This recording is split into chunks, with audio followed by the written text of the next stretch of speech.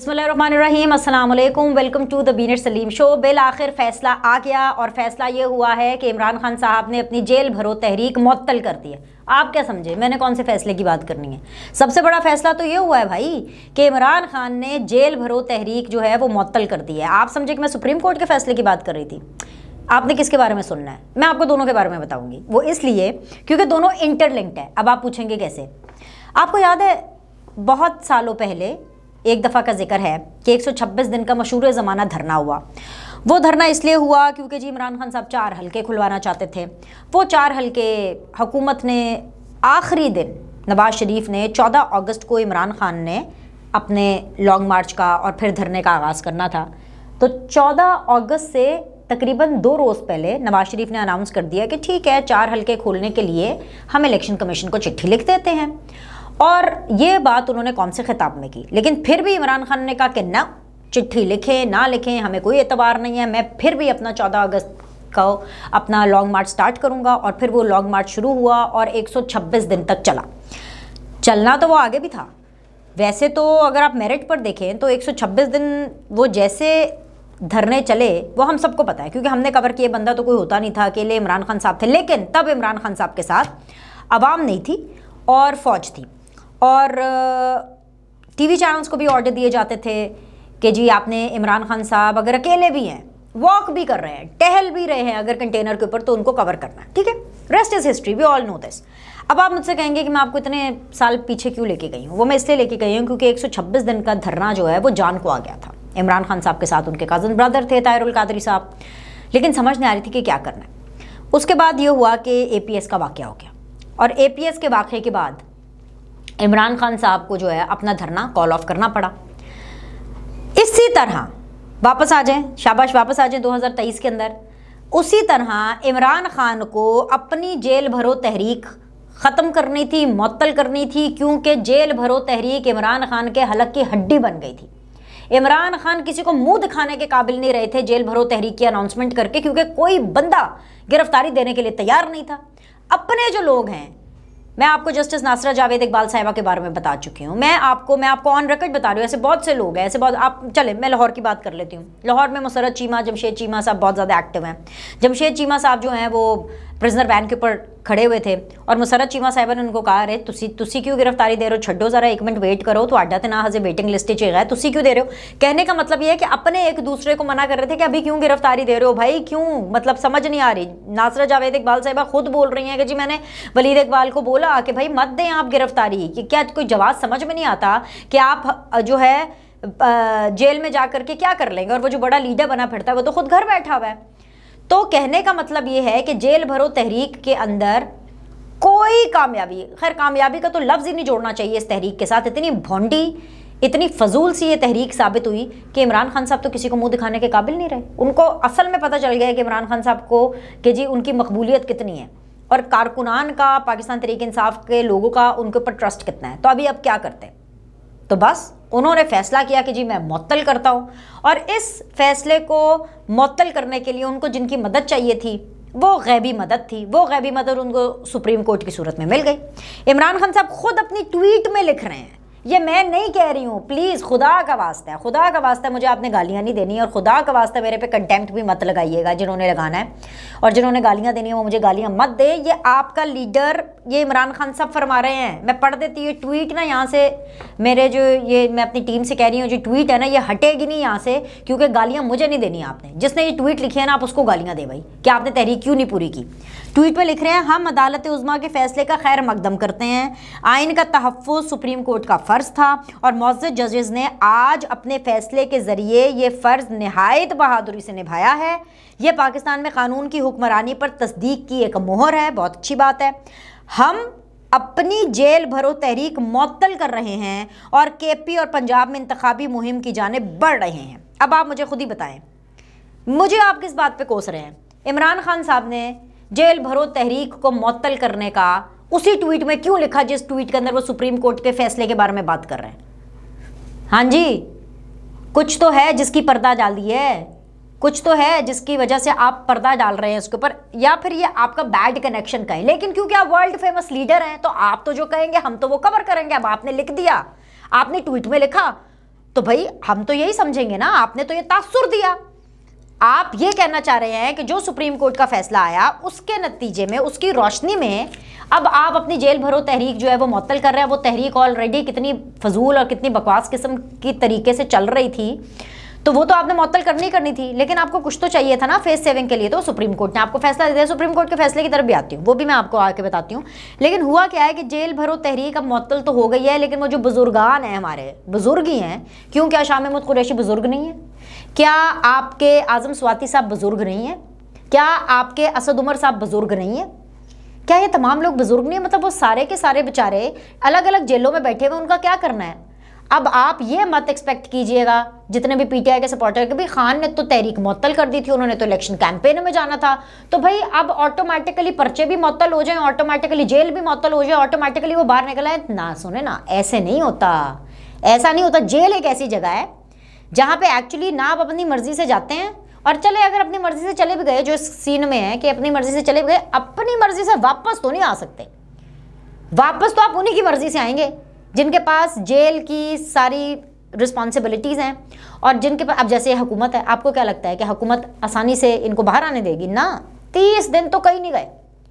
30 दिन इन बुजुर्गान ने रहना है जेलों के अंदर, इनको रखा जाएगा, इनको पाला पोसा जाएगा जेलों के अंदर, क्योंकि भाई ये इन्होंने खुद अपनी चॉइस की थी, अपनी मर्जी से। और फिर 30 दिनों के बाद, मुझे नहीं पता जमानत मिले नहीं मिले, 90 दिनों के बाद मिले, 1 महीने के बाद मिले, हो सकता है 30 दिन से पहले भी मिल जाए। 30 दिन तो वैसे मैंने आपको एक मिनिमम बेंच बताया है कि 30 दिन तो इनको बेंच मार्क बताया है। अच्छा बेंच, अब आप भी सुप्रीम कोर्ट के बेंच पे चले आएंगे। अभी सुप्रीम कोर्ट की तरफ जाने से पहले अभी और भी बहुत से दुख हैं जो मैंने आप तक पहुँचाने हैं पाकिस्तान तहरीक इंसाफ के। सो इशू ये है कि भाई इमरान खान साहब की हीरोइज़्म के चक्कर में, उनकी शोखियों और उनकी फर्रे मारने के चक्कर में कि ओए जी मैं ये कर दूंगा, मैं वो कर दूंगा, आपने अपने अच्छे खासे जो लोग हैं उनको जेलों में फंसा दिया। अब शुक्र है वैसे तो ये नून लीग और पीपल्स पार्टी की हुकूमत है, पीटीआई की नहीं है, वरना तो इन्होंने तो और ज़्यादा, मतलब पूरा 1-1 साल अंदर रहना था। लेकिन खैर अभी भी 30 दिन 40 दिन तो कहीं नहीं गए। उसके बाद देखो जब ज़मानत एक्सेप्ट होती है, पता नहीं कब एक्सेप्ट होती है। अब ये लोग, इन्होंने अपनी अपनी ज़मानतों के अंदर ये भी रीज़न डालनी शुरू कर देनी है ज़मानत लेने के लिए कि जी हमारे तो खान ने बोला था कि जी मुअत्तल हो गई है तहरीक और ये तो सिम्बॉलिक थी, तो अब आप हमें ज़मानत दें। पहले तो बीमारियाँ शिमारियाँ बता रहे थे ना, मेन्यू पसंद नहीं आ रहा, बीमारियाँ बहुत हैं, गर्मी बहुत लग रही है, माहौल बहुत अनकम्फर्टेबल है, फिर अलग अलग जेलों में रखा हुआ है। आप समझ रहे हैं? सो ये बस कुल मिला के आपके खान साहब की सियासत है। इसके अलावा जो है इमरान खान साहब के लिए भी एक जेल है जिसकी तैयारी हो रही है, और वो जेल है जिसके बारे में बहुत पहले वैसे राना सनाउल्लाह साहब ने कहा था कि भाई मुझे, यानी राना सनाउल्लाह साहब ने कहा, अब ये राना सनाउल्लाह साहब बोल रहे हैं कि भाई अगर मुझे चॉइस मिले और अगर मेरे बस में हो तो मैं तो इमरान खान साहब को मच जेल में भेजूँ। तो पता नहीं ये कहाँ से खबरें आ जाती हैं, लेकिन अब हमें सोर्सेज बता रहे हैं, कुछ लोग बता रहे हैं कि जी मच जेल की पूरी जो है वो तैयारी कर ली गई है। अब पता चले कि जी हुकूमत डरावा ही दे रही हो इमरान खान को, लेकिन मच जेल की तैयारी कर ली गई है। ये वो जेल है जो कि ऑफकोर्स ना पंजाब में है, ना सिंध में है, बलूचिस्तान में है। तो वहाँ पर इमरान खान साहब को रखना है, जब भी इनको अरेस्ट करना है तो इनको उस जेल में रखना है। अच्छा जी, अब वो दूसरा फैसला जिसके बारे में मैंने आपको बताया था अपनी पिछली वीडियो के अंदर कि फ़ैसला क्या आ सकता है, फ़ैसला वही आया जो मैंने आपको बताया था। तो एक हमारी ख़बर जो है वो और ठीक हुई, वो भी मैं आपको बताऊंगी, और इसके साथ साथ अगली ख़बर भी आपको दूंगी। तो अब आपने अगले कुछ मिनट जो है ना मेरी वीडियो बहुत गौर से सुननी है। सबसे पहले ये कि मैंने आपको पहले ही बताया था कि तारीख़ इलेक्शन की सुप्रीम कोर्ट नहीं देगा, तारीख नहीं दी गई।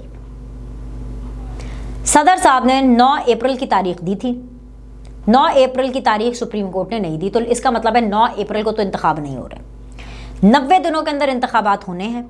फैसले के अंदर भी ये लिखा है कि जी 90 दिनों के अंदर इंतखाबात होने हैं। फैसला तो खैर वैसे 13 सफ़ात पर है, जिसमें से 2 सफ़े जो हैं उसके अंदर एक इख्तलाफी नोट है, इनफैक्ट 2 इख्तलाफी नोट है, जस्टिस जमाल मंदोखेल साहब का, जस्टिस मंसूर अली शाह के इख्तलाफी नोट हैं 2 सफ़ात पर मुश्तमिल।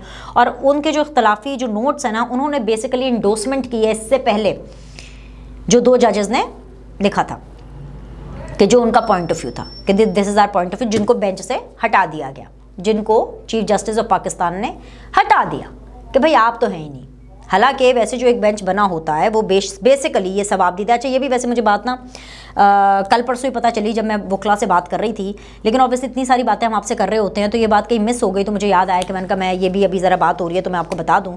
जो मुझे वकीलों ने बताया है, उन्होंने मुझे ये भी बताया कि भाई बेंच बनाना, इसका जो इख्तियार, इसकी जो सवाबदीद है वो बेशक चीफ जस्टिस ऑफ पाकिस्तान के पास होते हैं, लेकिन एक दफ़ा अगर बेंच बन गया ना तो ऐसा नहीं है कि हूँ तो उसी बेंच आ गए हो तो अब अच्छा अब आप 2 जजेस आ गए, अब आप 2 जजेस चले जाएं, ऐसा नहीं होता। हाँ, वो खुद किसी रीज़न से, खुद पर्सनल रीज़न से कहेंगे जी सॉरी हम नहीं बैठ सकते बेंच के अंदर, या अब जिस तरह से ऑफ कोर्स 2 जजेस के ऊपर बेंच के अंदर एतराज़ था, जस्टिस एजाजुल एहसन साहब के ऊपर और जस्टिस नकवी साहब के ऊपर, तो उनको खुद से छोड़ना पड़ा। और अगर खैर नहीं छोड़ते तो जाहिर सी बात है फिर प्रेशर तो आता कि मांग करती जो बाकी आपके फरीक़ैन हैं कि जी आप इनको हटाएं, जो कि उन्होंने की। तो ऐसा नहीं होता कि अगर बेंच बन गया है और बेंच के बीच के अंदर ही एकदम से चीफ जस्टिस साहब को याद है कि नहीं जब मैंने उनको निकालना, लेकिन खैर उनको अलग कर दिया गया था। खैर एनीवेज जी, तो 13 सफ़ात पर मुश्तमिल फ़ैसला, उसके अंदर 2 सफ़ात जो हैं वो इख्तलाफी नोट के, और सुप्रीम कोर्ट ने अपने फ़ैसले में पंजाब और खैबर पख्तूनख्वा में इंतखाबात 90 दिनों में कराने का हुक्म दिया है। अब इसके ऊपर एक डिबेट है, क्योंकि अब बताती हूँ डिबेट किस चीज़ पर। डिबेट इस पर है कि भाई इमरान खान साहब, पाकिस्तान तहरीक-ए-इंसाफ ने लुटियाँ मचाई, मिठाइयाँ भी खाई, ज़बरदस्त हो गई जी, बल्ले बल्ले हो गई। हालांकि इन लोगों को ये इतने बेवकूफ़ हैं, मैं आपको वही बता रही हूँ ना कि ये इतने डम हैं कि इनको ये पता ही नहीं है पाकिस्तान तहरीक-ए-इंसाफ की मांग क्या थी। पाकिस्तान तहरीक-ए-इंसाफ के जो चेयरमैन है इमरान खान साहब, उनकी बेसिक डिमांड, वापस जाएं ज़रा, वापस जाएं, ये सब क्यों हो रहा है। उनकी बेसिक डिमांड ये थी कि भाई मेरे पास 2 असम्बलीज़ हैं, एक है खैबर पख्तूनख्वा की और एक है पंजाब की। इन दोनों असम्बलीज़ की मैं कुर्बानी दे रहा हूँ, और इसलिए कुर्बानी दे रहा हूँ क्योंकि मुझे हर हालत में क़ब्ल अज़ वक्त इंतखाबात चाहिए, मुझे अर्ली इलेक्शंस चाहिए। तो ये जो दोनों असेंबलीज़ हैं इनकी मैं कुर्बानी दे रहा हूँ, इनको तहलील करके। ऐसा ही है, कुछ गलत तो नहीं मैंने बोला, ठीक है। अब जब ये दोनों असेंबलीज़ तहलील हो गई, वो अलग बात है, वो अलग बात है कि दोनों असेंबलीज़ तहलील हो गई, जैसी भी हुई वो सारी चीज़ें आपके सामने हैं। तहलील हो गई दोनों असेंबलीज़, उसके बाद उन असेंबलीज़ में इलेक्शन कराने के लिए दबाव देना, धौंस धांधली, गुस्सा दिखाना, बड़के मारना, लड़ाई लड़ना, और फिर जब इलेक्शन होंगे, क्योंकि इलेक्शन होंगे, मैं आपको बताती हूँ कब होंगे, जब इलेक्शन होंगे तो उसके नतीजे के अंदर अगर इमरान खान साहब को वोट मिल जाते हैं तो क्या इमरान खान साहब फिर उन दोनों सूबों के अंदर जो है अपनी हुकूमत बनाएंगे, क्योंकि वफाक के अंदर तो इलेक्शन नहीं हो रहे। सो ये एक्सरसाइज पूरी इमरान खान साहब ने क्यों की, रायगा वही ना मैंने बताया ना, इतने डम लोग हैं, इतने डम लोग हैं कि पता नहीं कहाँ बैठ के फैसले करते हैं, क्या सोच के फैसले करते हैं। एक होता है पाँव पे कुल्हाड़ी मारना, एक होता है कुल्हाड़े पे पाँव मारना। इमरान खान साहब ना अपना पाँव कुल्हाड़े पे रखते हैं,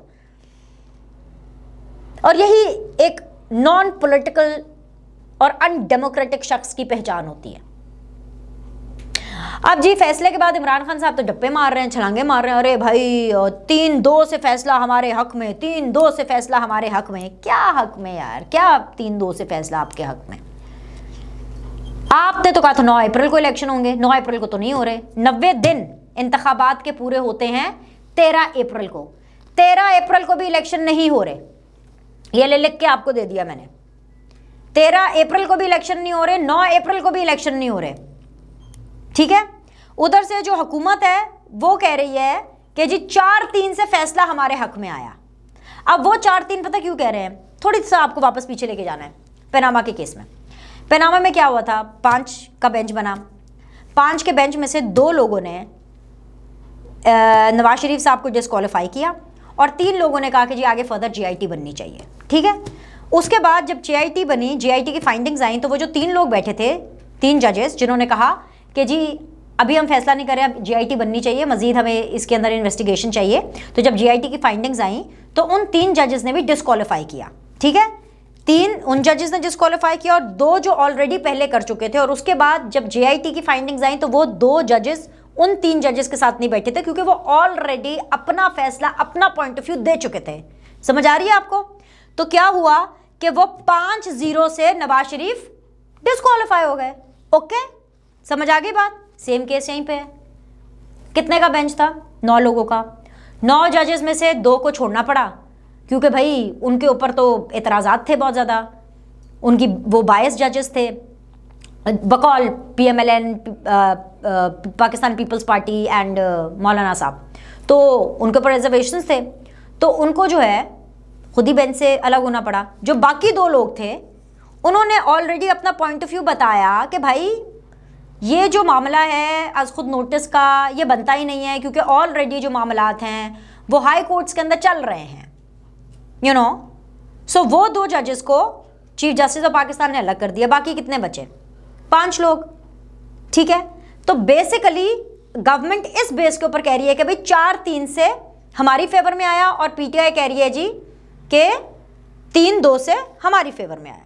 अच्छा, अब जिसकी भी फेवर में आया हो, फैसला आया क्या? 90 दिन के अंदर इलेक्शन होने हैं, लेकिन 90 दिन तो नहीं होंगे, क्योंकि 90 दिन 13 अप्रैल को पूरे होते हैं और 13 अप्रैल को इलेक्शन नहीं होंगे। एक चीज़।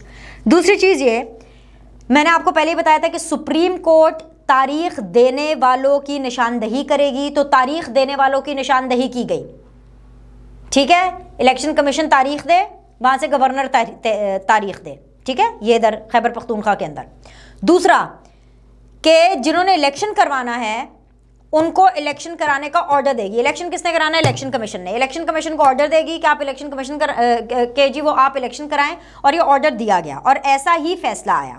अब बड़ा सवाल ये है कि भाई क्या इलेक्शन की तारीख देने वाले इलेक्शन की तारीख देंगे, और क्या इलेक्शन करवाने वाले इलेक्शन कराएंगे? तो इसका जवाब है हाँ, लेकिन इलेक्शन 90 दिनों में नहीं होंगे, क्योंकि 90 दिन 13 अप्रैल को मुकम्मल होते हैं। तो फिर आप मुझसे पूछेंगे कि इलेक्शन कब होंगे? इलेक्शन होंगे 30 अप्रैल को। कब होंगे जी? 30 अप्रैल को, और 30 अप्रैल है ईद के बाद।